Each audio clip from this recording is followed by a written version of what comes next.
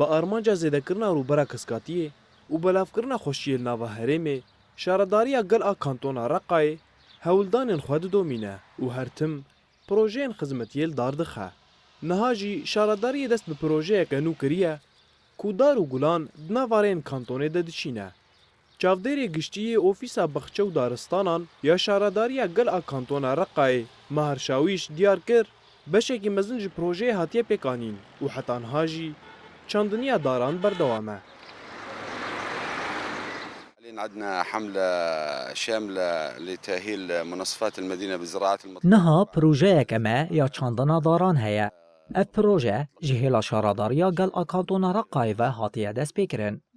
Di vê projeyê de dar li ser rêya Sarîko û rêya Fakulteya Wêjeyî hatine çandin. Niha jî em li ser rêya Kehreba ya sereke kar dikin. Piştî wê jî em ê berê xwe bidin rêya çarxereya Edelê, her wiha em ê projeya xwe di nav parkên kantonê de jî berdewam bikin.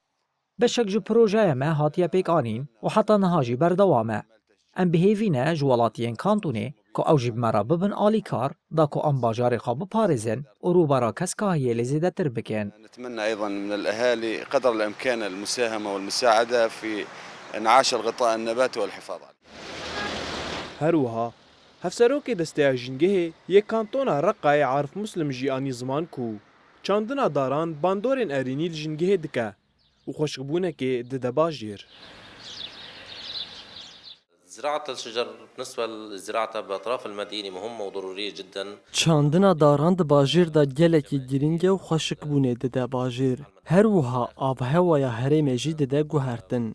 Divê em hemû jîngeha xwe biparêzin û li her derî daran biçînin da ku pileya germahiyê li herêma me normal bibe û qada keskatiyê were belavkirin.